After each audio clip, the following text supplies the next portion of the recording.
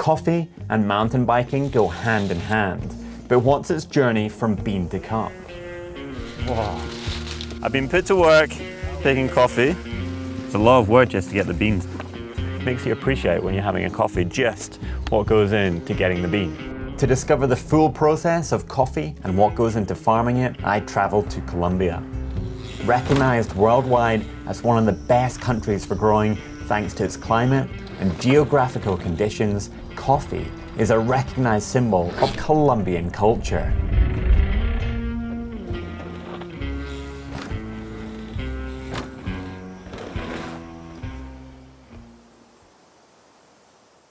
Our shuttle would drop us at 3,200 meters and we descend 1,200 meters to our first coffee farm of the trip. The husband and wife duo ran the small holding entirely themselves and devoted their lives to coffee farming. They'd grow the plant from seedling and harvest themselves. The process of germination to planting takes around 6 months and a further 12 before there are any coffee cherries. Bernardo once upon a time rode in and out of his farm. Nestled far below any road, single track is the only exit. On this small farm, they'd produce only 30 sacks per year, equating to around 1,350 kilograms.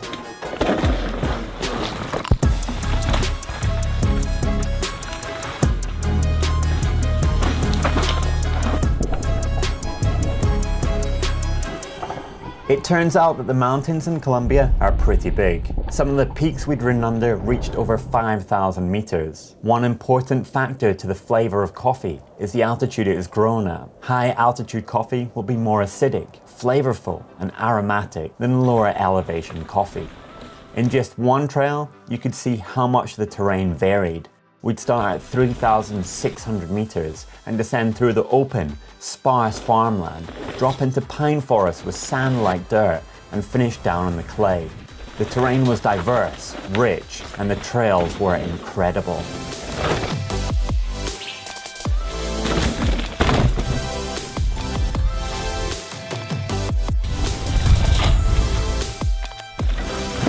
I feel you learn a lot when you immerse yourself into something, and I was about to get a truly authentic taste of what life was like as a Colombian coffee farmer. This is really what I was expecting when you see a coffee plantation, you know? Yeah.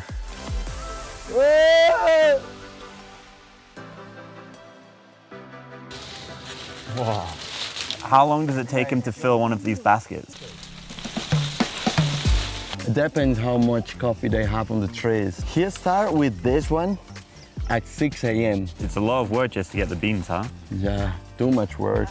The lifestyle of coffee picking is definitely challenging. Long days spent out in the heat with ravaging mosquitoes on difficult and steep terrain. Then you find a job. I've been put to work picking coffee. It's the end of the season, so I'm not wanting to make an excuse, but there are not that many red ones left to pick, so I can understand why they've been out here for 3.5 hours just to fill one of these containers. And all this just to get a cup of coffee. It makes you appreciate it just so much more. You'd be rummaging through the bushes, looking for the berries, and picking them off the plant one by one. I thought you'd just be like kind of pulling straight into the bucket. So I've been picking for roughly half an hour, and this is what I've yielded. Maybe a kilo and a half max. We discovered that many coffee farms pay their staff in amounts picked rather than per hour, and this haul wouldn't even have brought me home $1. Bien, bien. What do you think of it? ¿Qué piensa de esta? Está bien. Is it good? Este de pronto. No good? That one no Pero good. The landscape is incredibly beautiful. When people talk about coffee farming, this is almost what you imagine, but more. Gracias. A ti. One of the things that we've learned is that the fruit that is grown on the farm actually gives the coffee plant its flavor. So we've got some passion fruit here, and never had one straight off the tree.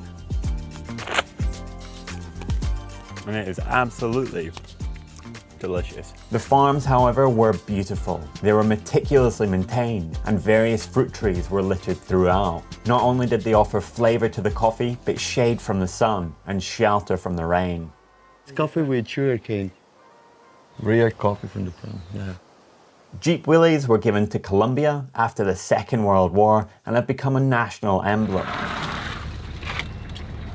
Yeah, here we go. This is how we shoot in Colombia. Okay, Okay? vamos! They get loaded up with coffee, equipment, and even people.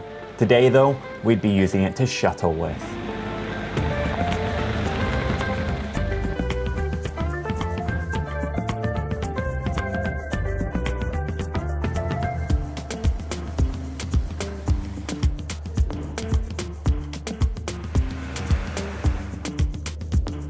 Our guide Christian had not only been passionate to showcase the best of his country, but was also incredibly skilled on a bike.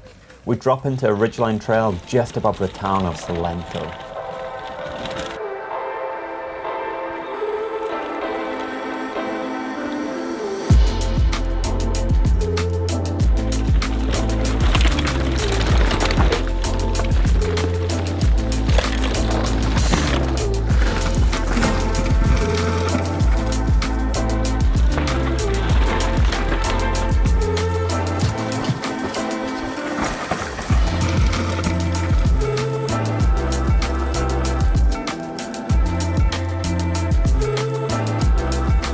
The bike he was on was over 10 years old and featured parts that were specifically custom made just to keep it running. And so long as it worked, he'd ride it. We'd finish up in the town of Salento and head to a local bar to play Tejo. Tejo is a traditional Colombian throwing game where with a 1.1 kilogram lump of steel, you have to successfully hit the target. If so, then the gunpowder would explode with an echoing bang.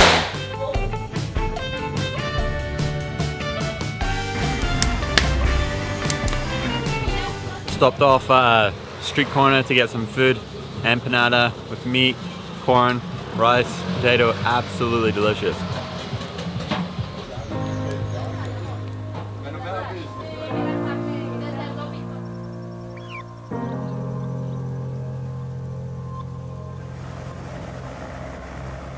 On the outskirts of Manizales, we'd again ride through coffee plantations.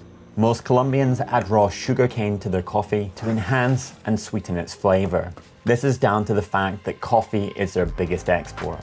And generally, they're left with a poorer grade coffee, which is often bitter. Unknowingly, we'd arrive at a small farm that farmed sugarcane, and we got to see firsthand how they processed and operated. We'd hear that the effort that goes into farming outweighs the value the product is sold for, and the buyers and consumers have no concept of the arduous labor that goes into producing the final product. The sugarcane would be cut and then processed through this machine before being placed in a mold to dry. The machine we see in use was built in England and dates back to the 1920s.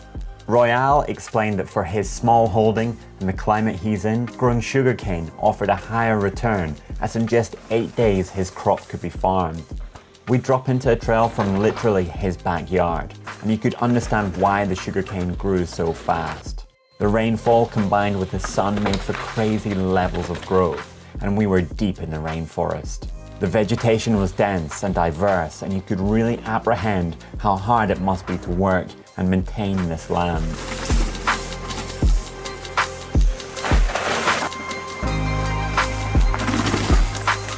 The trail emerged into the open, and we were in yet again another coffee farm surrounded by banana trees.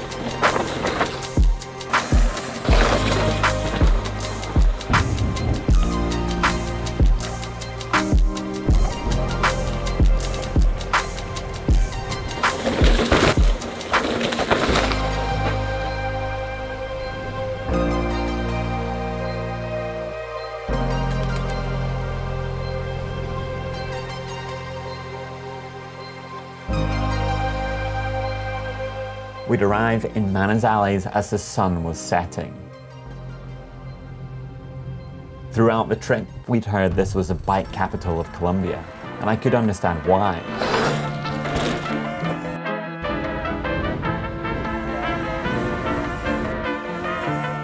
Trails were easily accessed, and the main city park had a jump line that split off into two different fast-flowing pieces of single track.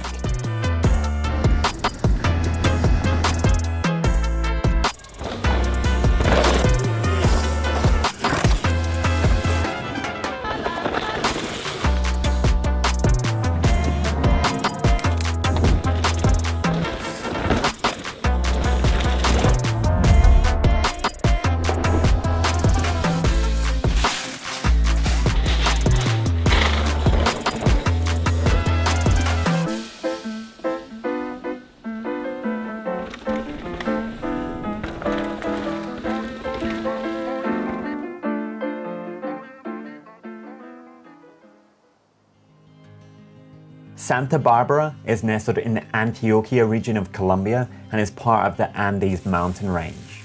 I was most excited to visit the region as it's one of the best areas for coffee growing and is home to some of the finest beans in the world. The same could be said for the bike trails, as we dropped in and flowed through a sugarcane plantation.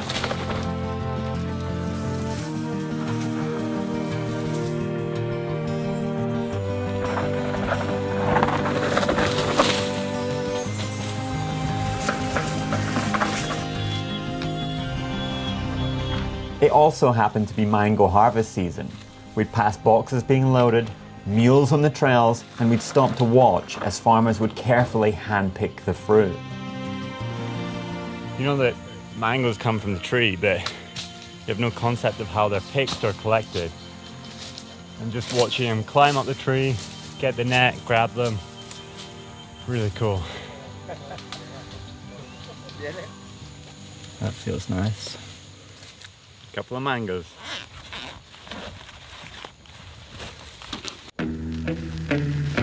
These paths were access routes to get the crops out and have been adopted and are shared by the local mountain bike club. The club raises money and even hires the farmers in their off-season to maintain and look after the trails.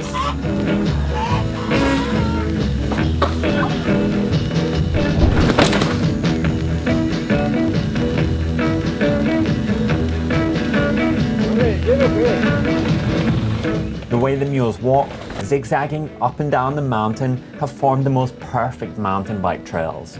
Evenly spaced corners with support around the outside. Their hoofs over decades have dug away the slippy top layer of clay, and we are left with sandy dirt that offered so much grip. These might have been the best natural switchbacks I've ever ridden.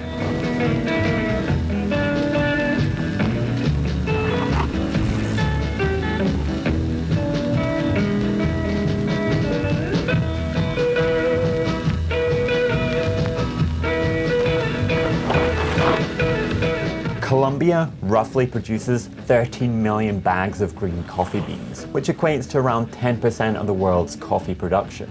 The small farms we visited generally didn't process the beans themselves. Instead, they'd be shipped off to be processed elsewhere. They'd then turn into the commonly known green bean that can be sold and shipped around the world.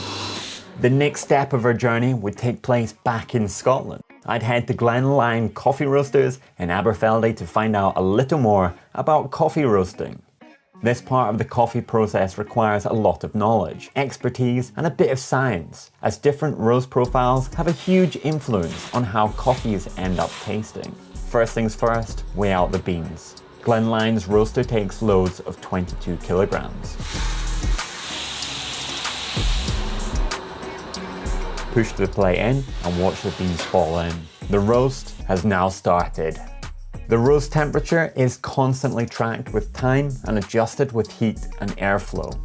The difference between a good and a bad roast can be a few seconds or a few degrees in temperature. I've been handed the reins control, so weighing to about 15%, I'm going to turn the motor on for the cooling part, and then at 21.1 I'm going to stop it, simultaneously pull the lever, and that's going to release the beans into the cooling tray. Whilst I am following a program, sensory still plays a major role, and smell is crucial in deciding when to drop a load of beans. Once dropped, they are left to cool, and it's a chance to go through and look for any imperfect beans. I learned that Glen Lang creates their own roast profiles to get the best out of each bean, and generally creates a medium roast that is nicely balanced with lots of natural sweetness. We're just checking the quality, looking for any imperfect beans, lighter colours. The roasted and cooled beans are dropped into a bucket where they can be stored and after packed up and ready to be shipped out. As seasonality is key when it comes to specialty coffee, the main variables that come into play are the origin, altitude, and humidity. No two coffees ever roast the same. The beans are weighed out one final time before being packed up and shipped off ready to be enjoyed.